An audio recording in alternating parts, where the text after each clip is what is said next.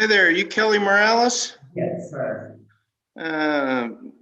Ms. Morales, so you've got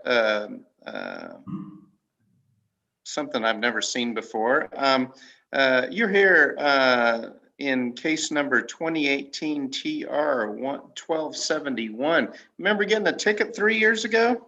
Yeah, I remember getting the ticket, but I don't ever remember being told that when I went to court that I had to come back to court again.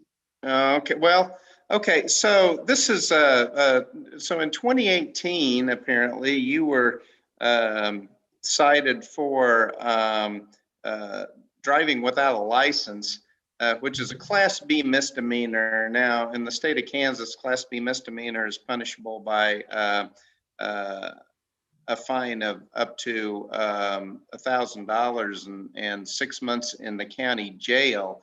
And so when you and according to the court record, the judge at the time, you didn't come to court, and actually, I guess you made a first appearance on this, didn't you? Yes. Okay, and then you had so you had a first appearance. Let me call that up. Did you ask for a lawyer or anything at that time? No. Okay. They gave me fines that I was supposed to pay. Oh, okay.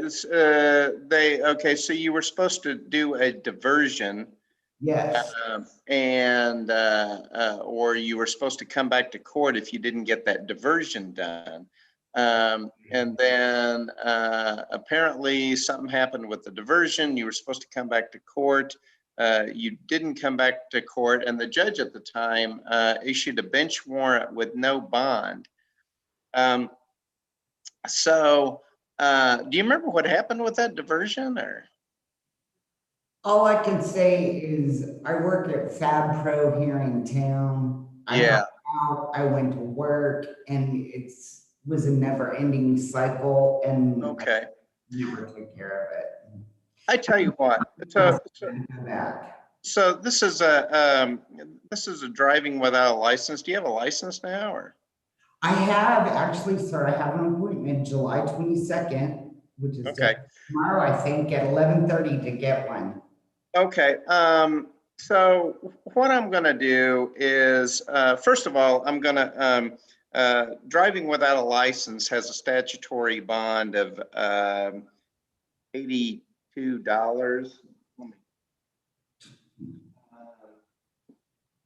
Yeah, $82.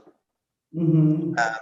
And so I'm going to set your bond at $82, mm-hmm. and so you can get out of jail. And then I'm going to set you for another hearing in this case. Now I want to be pretty specific about this. I'm going to go ahead and set you for August 5th at 8:30 a.m. Okay. And so and then that's on a Thursday. We do our dockets on Thursday, and I'll set you for 8:30 a.m. on August 5th. Mm-hmm. Or does 1:30 in the afternoon work better for you? You've got a choice. 8:30 is fine. Okay. And if I have to work that day, I can just go in late. Okay, I'm going to set this for August 5th at 8:30 a.m. And so that's in 2 weeks from this Thursday.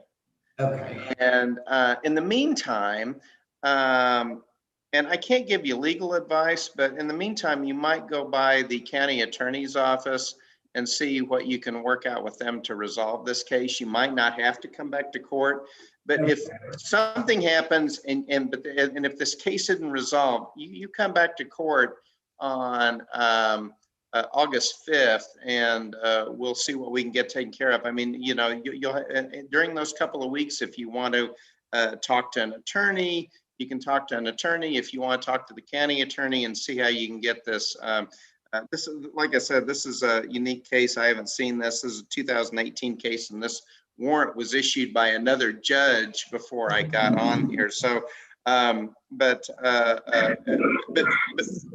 yeah, and there was no bond. If you can't, so I'm going to set your bond at $82. Okay. And we'll get that order over this afternoon, and then you see what you can do to get this case resolved if you can't get it resolved. And you do have the right to have a trial on this matter. And so, but just come back to court on the 5th at 8:30, and we'll see where we are on that. Okay. All right. Okay. All right. Well, thank you very much. Thank you. Are you ready for Taylor, Judge? I am. All right.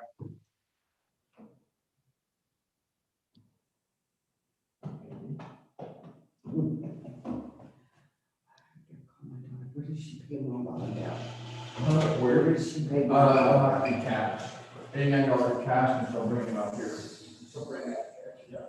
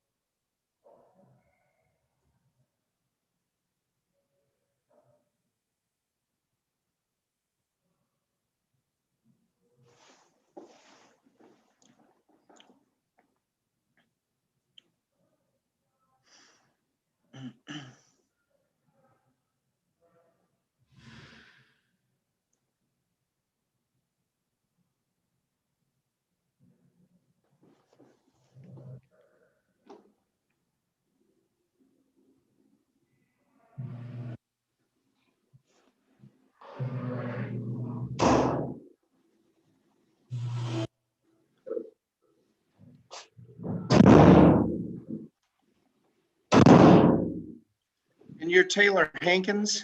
Yes, sir. Mr. Hankins, you're here today to make a first appearance. You've been charged in case number 2021 CR 126 with several criminal counts. It looks like 9, and I'm going to go over those with you. And so in count 1, you're charged with possession of methamphetamine, and all these stem from a report that was made on July 15th of this year.